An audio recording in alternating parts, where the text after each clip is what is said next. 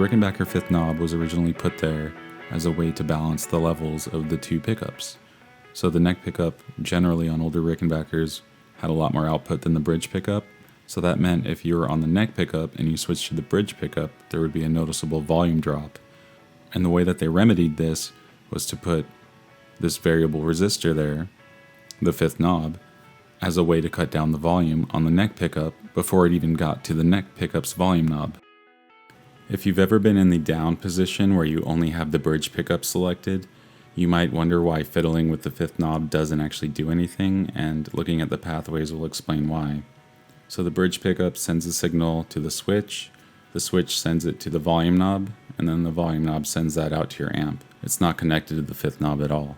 The neck pickup, on the other hand, it'll send the signal to the switch, and then the switch will send it through the fifth knob, and then the fifth knob sends it to the volume knob, and then that sends it out to your amp. So looking at that, you can see why it only really affects the neck pickup.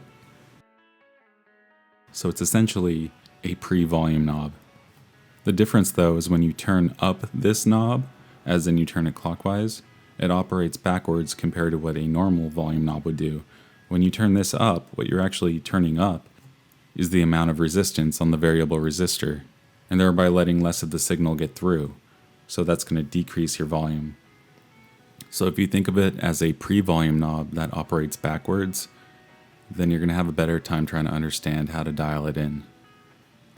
So for the nerdy technical side of it, what the fifth knob is it's a 500K potentiometer that's wired in as a variable resistor, and when you turn it up, you're turning up the resistance, and you can go up to 500,000 ohms of resistance, or if you turn it down, you can turn it all the way down to 0, which makes it like the fifth knob isn't there at all. So if you want to hear what your guitar would sound like without a fifth knob even being wired into the circuit, just turn it down completely.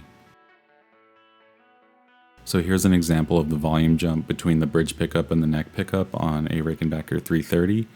Keep in mind that this problem used to be a lot more apparent on the older models when they invented this fifth knob, and this model was made in the 2010s. So there's still a volume difference in the modern day ones, but it's not as drastic.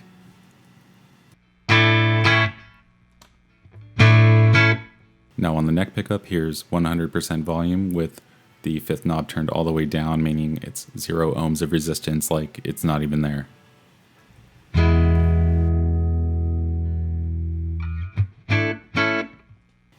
And here's the neck pickup at full volume with the fifth knob turned all the way down, but turning it up.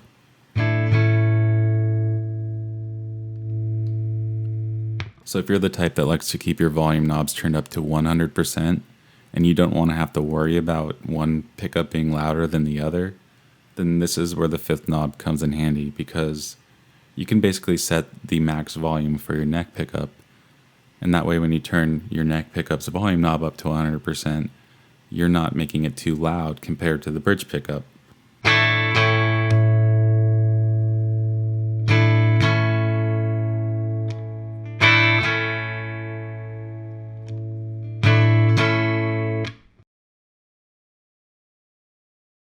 Personally, I find 2 volume knobs for the neck pickup to be a bit redundant, and I actually prefer to rewire mine as a master volume for both pickups.